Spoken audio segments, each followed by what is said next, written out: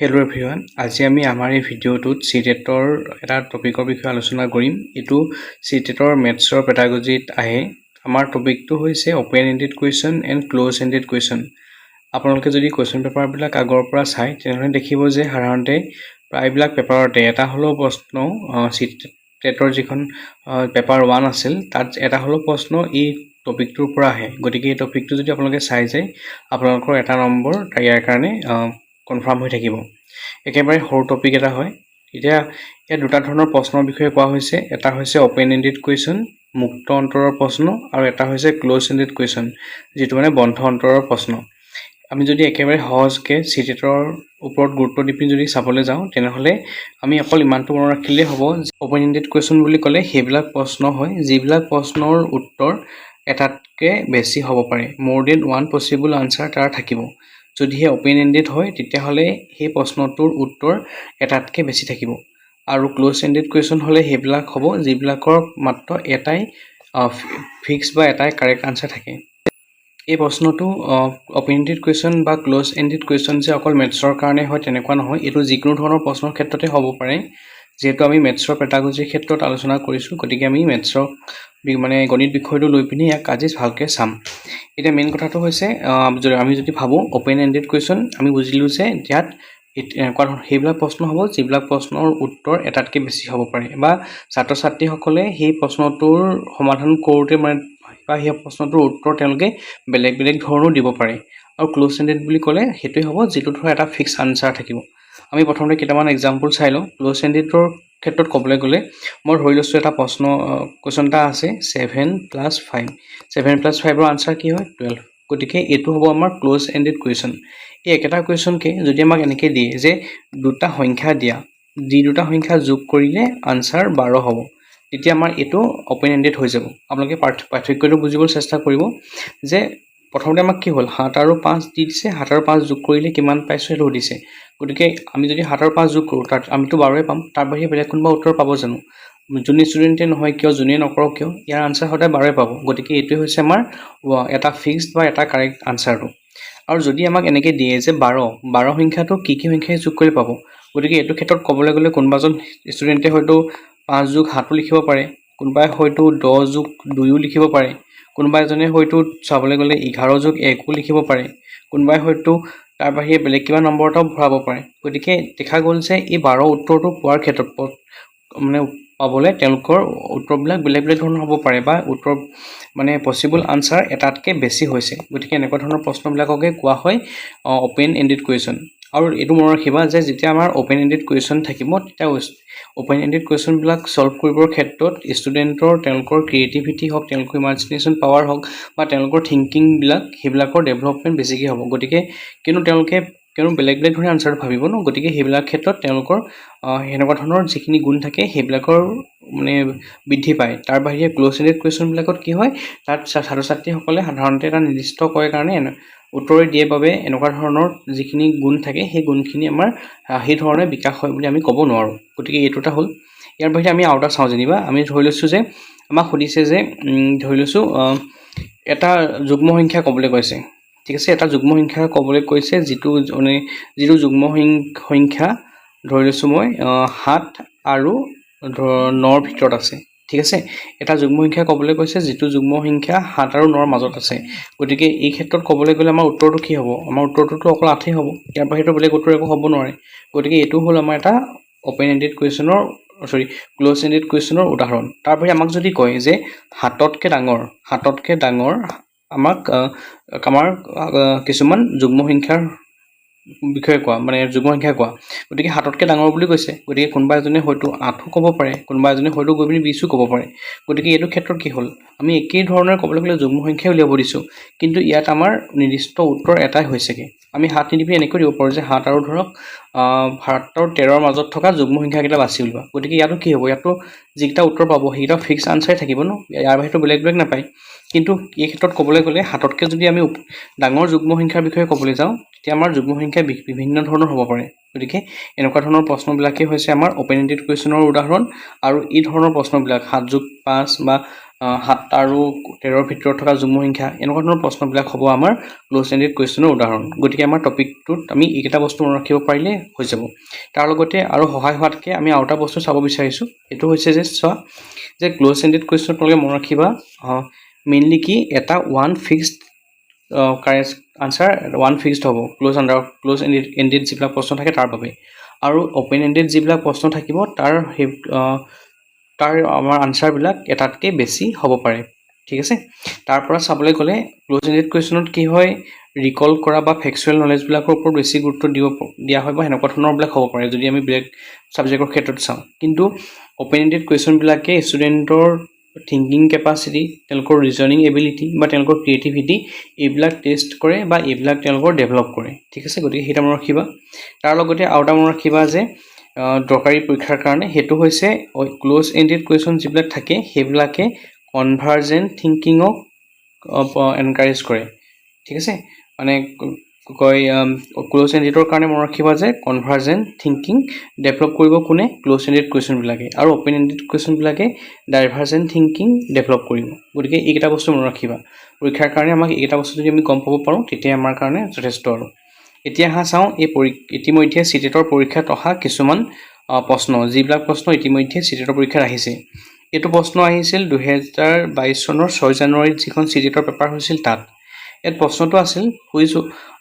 Which of the following is an example of open ended question কেইটামান প্ৰশ্ন দি দিছে তাৰ কোনটো অ'পেন এণ্ডেড কুৱেশ্যনৰ এক্সাম্পল হৈ আমাক সুধিছে প্ৰথমটো হৈছে list 5 whole numbers between 136 and 142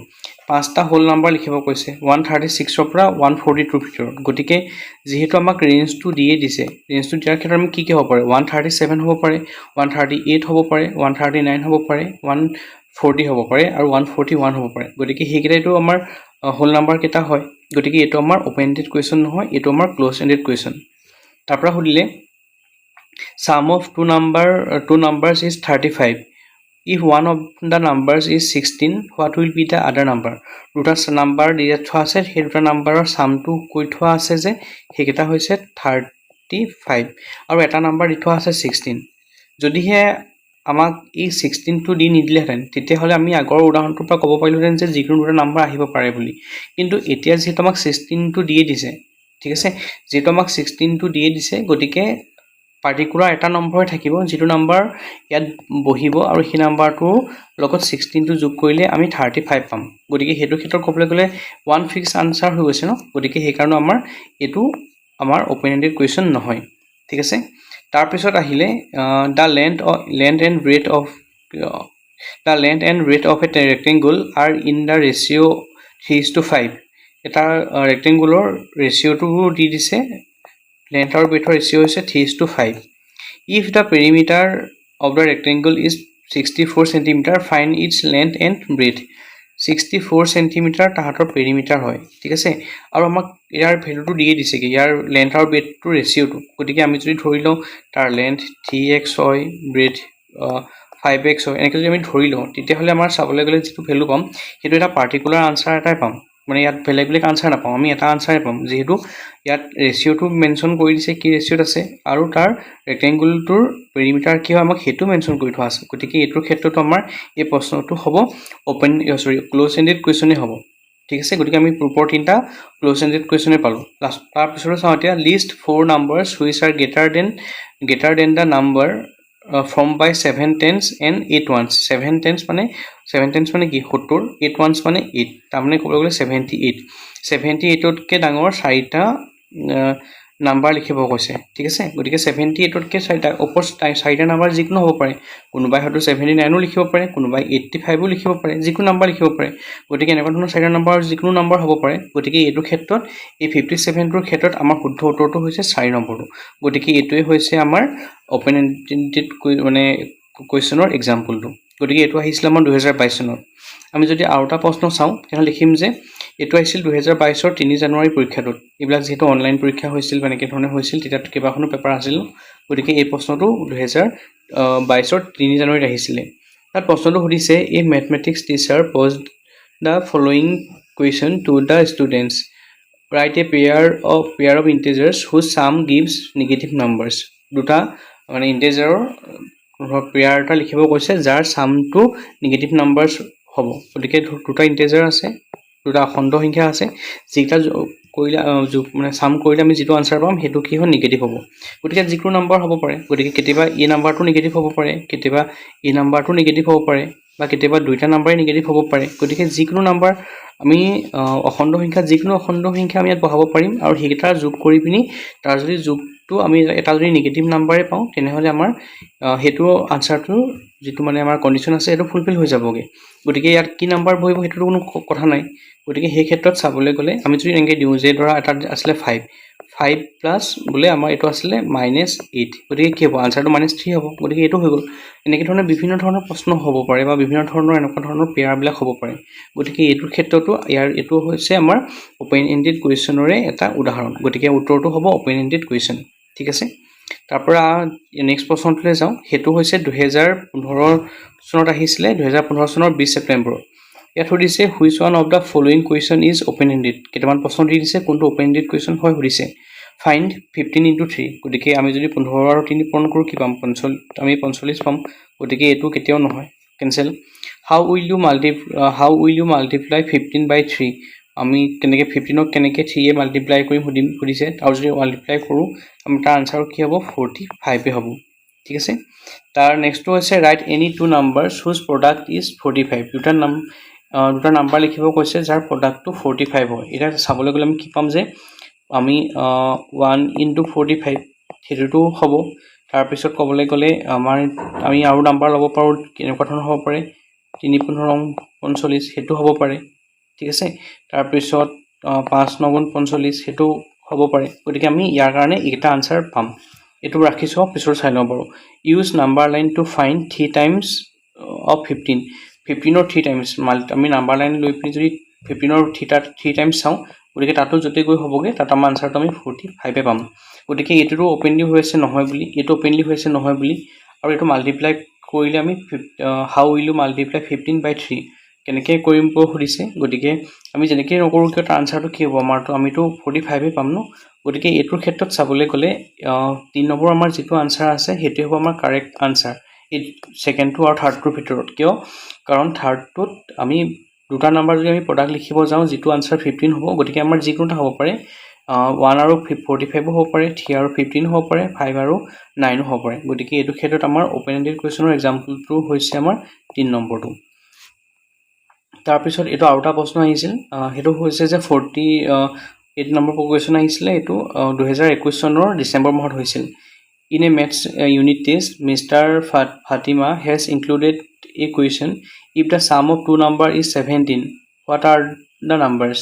এটিকে sum of two numbers is 17. দুটা নাম্বাৰ sum কৰিলে আনসাৰ কিমান পাম আমি 17. গতিকে এটো কি ধৰণৰ প্ৰশ্নৰ এক্সাম্পল সুধিছে প্ৰথমতে সুধিছে যে what are the numbers? এই নাম্বাৰ কেইটা কি হ'ব পাৰে ঠিক আছে গতিকে নাম্বাৰ কেইটা কি হ'ব পাৰে বিভিন্ন ধৰণৰ নাম্বাৰ হ'ব পাৰে 5 আৰু 12 হ'ব পাৰে তাৰ পৰা 16 আৰু 1 হ'ব পাৰে নাইবা ক'বলৈ গ'লে 10 আৰু 7 হ'ব পাৰে ঠিক আছে গতিকে এনেকুৱা বিভিন্ন ধৰণৰ উত্তৰ ল'ব পাৰে ন গতিকে এটো প্ৰশ্ন কেনেকুৱা ধৰণৰ প্ৰশ্নৰ এক্সাম্পল হয় এটো মাল্টিপল চয়েস নহয় কনটেক্সট বেসডটো নহয় তাৰ পৰা ক্লোজ এন্ডেডটো নহয় বাকি থাকিল কি ওপেন এন্ডেড আমি অপচন যেহেতু কেইবাটা ওলাইছে গতিকে গম পাইছো এটো ওপেন এন্ডেড কুৱেশ্যনৰ উদাহৰণ হয় তাৰ পিছত আৰু এটা প্ৰশ্ন চাওঁ হেতু হৈছে which of the following questions is open ended এই ক্লজ চাৰিটা অপচন দি থোৱা আছে এটো 2013 চনৰ প্ৰশ্ন ৰাইট দা নাম্বাৰছ 25 71 19 9 8 7 এই নাম্বাৰ কেইটামান দি দিছে এটা এসেন্ডিং অৰ্ডাৰত বনাব কৈছে গতিকে আমি যদি এসেন্ডিং অৰ্ডাৰত বনাই দিওঁ তেনেহলে তাৰ আনসাৰটো এটাই হ'ব ন বেলেগটো নহয় আমিটো এটা এসেন্ডিং অৰ্ডাৰ থাকিব গতিকে এটো আমাৰ ওপেন এন্ডেড কুৱেশ্যনৰ উদাহৰণ নহয় হুইচ ইজ মোৰ কোনটো ডাঙৰ হয় সুধিছে এটা চাবলৈ গ'লে আমি যদি উলিয়াবলৈ যাওঁ আনসাৰ হয়তো এটো ডাঙৰ হ'ব নহলে এটো ডাঙৰ হ'ব পাৰ্টিকুলাৰ এটাই আনসাৰ আছে গতিকে এটো আমাৰ ওপেন এন্ডেড কুৱেশ্যন নহয় Write any 4 number greater than 2.7 2.7 greater than 4 চাৰিটা নাম্বাৰ এনি চাৰিটা 4 নাম্বাৰছ লিখিব কৈছে গতিকে যিকোনো নাম্বাৰ হ'ব পাৰে গতিকে এটোই হৈছে আমাৰ ওপেন এন্ডেড কুৱেশ্যনৰ উদাহৰণ তাৰ ওপৰত আমি পিছৰটো চাই লওঁ what is 7 more than 2/7 ইয়াৰ লগত যদি আমি প্লাস কৰি দিওঁ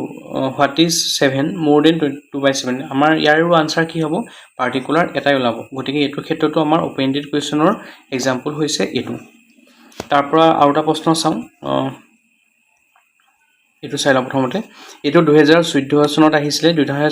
তাত আছিল যে 5+3 দিছে তাৰপৰা দিছে the open ended question corresponding to the above closed ended question is ওপৰত এটা প্ৰশ্ন দি দিছে 5+3 এইটো 5+3 টো কি হয় ইয়াৰটো আনচাৰ আমি পাইছোঁ 8 হয় এইটো আমাৰ কি হ'ব এটা ক্ল'জ এণ্ডেড কুৱেশ্যন হয় ঠিক আছে এইটো ক্ল'জ এণ্ডেড কুৱেশ্যন হয় গতিকে ক্ল'জ এণ্ডেড কুৱেশ্যনটোৰ কৰেছপণ্ডিং কোনটো অপেন এণ্ডেড কুৱেশ্যন হ'ব সুধিছে আমাক সুধিছে find the sum of 5 and 3 ইয়াৰ চাম উলিয়াব কৈছে যদি চামটো উলিয়াবলৈ যায় তেনেহ'লে সেইটো কেতিয়াও নহয় এইটো আমাৰ চাবলৈ গ'লে ডাইৰেক্ট কি হ'ব 5+3 যোগ কৰি আমি 8 পাম এইটো আমাৰ অপেন এণ্ডেড কুৱেশ্যন হ'ব জানো নহয় গতিকে এইটো cancel what shall be added to 5 to get 8 5 ৰ লগত কি যোগ কৰিব লাগিব 8 পাবৰ কাৰণে 5 ৰ লগত আমি দেখা দেখি গম পাই আছোঁ 3 যোগ কৰিব লাগিব তেতিয়া আমি 8 পাম আনসাৰ এটাই হ'ব গতিকে এইটো আমাৰ নহয় give any two numbers whose sum is 8 দুটা নাম্বাৰ কৈছে যাৰ sum 8 হয় গতিকে দুটা নাম্বাৰ আমি দিব কৈছে যাৰ sumটো 8 হ'ব ঠিক আছে এটা হেতু হৈছে গতিকে আমি দেখা পাইছো যে এইটো আমাৰ ওপেন এণ্ডেড কুৱেশ্যন হয় তাৰপৰা আমাৰ পিছৰটো চাই লওঁ what is the sum of 5+3 5+3 sum কি এইটোতো নহ'ব নোৱাৰে ওপেন ক্লোজ এণ্ডেড কুৱেশ্যনে হয় আমাক কৰেছপণ্ডিং ওপেন এণ্ডেড কুৱেশ্যনটো সুধিছে গতিকে আমাৰ ক'বলৈ গ'লে দুটা নাম্বাৰ যাৰ সামটো 8 হয় এইটো হৈছে আমাৰ ওপেন এণ্ডেড কুৱেশ্যন কাৰণ ইয়াত আমি বিভিন্ন ধৰণৰ যিকোনো কিবা লিখিব পাৰোঁ 5+3 লিখিব পাৰোঁ 4+4 লিখিব পাৰোঁ 2+6 লিখিব পাৰোঁ গতিকে এইটো ক্ষেত্ৰত আমাৰ শুদ্ধ উত্তৰটো হ'ব 3 টো তাৰপিছত আৰু এটা প্ৰশ্ন আছে সেইটো হৈছে এইটো following 8 নম্বৰটো 2021 চনত আহিছিলে following are some questions posed by the teacher in the mathematics classroomত কিছুমান প্ৰশ্ন শিক্ষকে দি দিছে what is the area of rectangle whose one side is 5 cm and perimeter is 30 rectangle-টোৰ কি হ'ল এটা সাইডৰ ভ্যালুটো 5 cm বুলি দিয়ে দিছে আৰু perimeter ভ্যালুটো দিয়ে দিছে আমি যদি এটো সলভ কৰিব যাওঁ তাৰ যেটো আদাৰ সাইডটো হ'ব হেটো এটা পাৰ্টিকুলাৰ এটা নাম্বাৰে হ'ব ন তাতো বেলেগ হ'ব নোৱাৰে গতিকে এটো আমাৰ ধৰিছো আমাৰ এটো ওপেন এণ্ডেড কুৱেশ্যন নহয় আমি পঢ়া নাই বাৰু গোটেইটা কি আছে ডাইৰেক্ট চাই যাওঁ এটো আমাৰ কি হ'ল ওপেন এণ্ডেড কুৱেশ্যনে হ'ল find a set of numbers whose median is 8 sorry এটো ওপৰটো ওপেন এণ্ডেড কুৱেশ্যন নহয় ওপৰটো আমাৰ যেটো আনসাৰ এটাই হ'ব গতিকে এটো আমাৰ হ'ব ক্লোজ এণ্ডেড কুৱেশ্যন ঠিক আছে তাৰপিছত find a set of numbers whose median is 4 কিছুমান নাম্বাৰ উলিয়াব কৈছে যাৰ মিডিয়ান 4 হয় গতিকে ইয়াত আমাক নাম্বাৰবিলাক কি হ'ব দি থৈ নাই আনসাৰটো 4 হ'ব বুলি কৈছে গতিকে ইয়াৰ ক'বলৈ গ'লে যিকোনো ধৰণৰ নাম্বাৰৰ আমি ল'ব পাৰোঁ ন গতিকে হেবিলাকৰ মিডিয়ানটো 4 ওলালে হ'ল গতিকে হেতু ক্ষেত্ৰত এটো এটা হৈছে ওপেন এণ্ডেড কুৱেশ্যনৰ এক্সাম্পল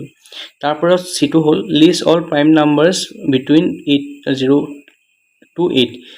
0 আৰু 8 ৰ ভিতৰত থকা প্ৰাইম নাম্বাৰ কেইটা উলিয়াব কৈছে গতিকে পাৰ্টিকুলাৰ যিকেইটা প্ৰাইম নাম্বাৰ আছে এই ৰেঞ্জটোৰ ভিতৰত গতিকে সেইকেইটা থাকিব ইয়াত গতিকে সিটো হৈছে আমাৰ ক্লোজ এণ্ডেড কুৱেশ্যন ঠিক আছে তাৰপৰা আহিলে ডি2 tell me anything mathematical information you know about rectangles ৰেক্টেংগুলৰ ওপৰত তুমি কি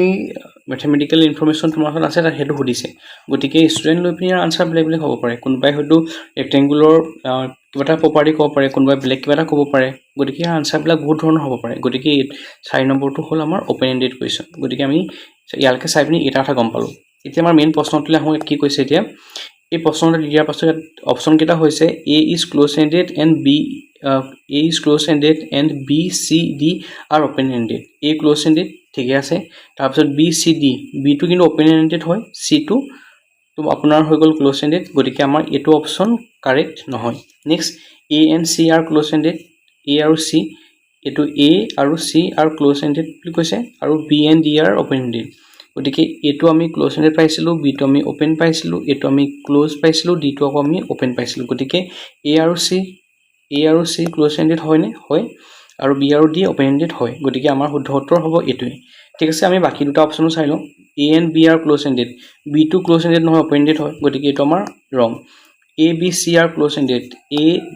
এ বি সি বি টো ওপেন এণ্ডেড হয় গতিকে এটো অপচন আমাৰ ভুল গতিকে ইয়াৰ ক্ষেত্ৰত আমাৰ কাৰেক্ট আনসাৰটো হৈছে 2 যেটো মানে হৈছে A আৰু C হৈছে ক্লোজ এণ্ডেড আৰু B আৰু D হৈছে ওপেন এণ্ডেড ঠিক আছে গতিকে এইকেইটাই আছিলে আমাৰ কেইটামান MCQ যিকেইটা আগৰ পৰীক্ষাত আহিছে গতিকে মই জাষ্ট এইটো কাৰণে দেখাই দিছোঁ যাতে তোমালোকৰ আইডিয়াটো আহি যায় কেনেকুৱা ধৰণৰ প্ৰশ্ন আহে একেবাৰে সহজ টপিক হয় এইটো মনত ৰাখিবা অপেন এণ্ডেড হ'লে কি হ'ব মাল্টিপল আনচাৰ্ছ থাকিব ক্লোজ এণ্ডেড হ'লে কি হ'ব ছিংগুল এটা আনচাৰ থাকিব অপেন এণ্ডেডত কি হ'ব তাত ডাইভাৰ্জেণ্ট থিংকিং আহিব ক্লোজ এণ্ডেডত কনভাৰ্জেণ্ট থিংকিং আহিব গতিকে মেইন কথা সেইকেইটাই মনত ৰাখিবা গতিকে এনেকুৱা ধৰণৰ প্ৰশ্ন পৰীক্ষাত চিটেটৰ সাধাৰণতে প্ৰতিবাৰে এটা নহয় এটা আহি গতিকে যদি এই ভিডিঅ'টো তোমালোকে চাই যোৱা তাত তোমালোকৰ 1 নম্বৰ এটা কনফাৰ্ম বুলি ক'ব পাৰোঁ গতিকে আজি ইমানখিনি থেংক ইউ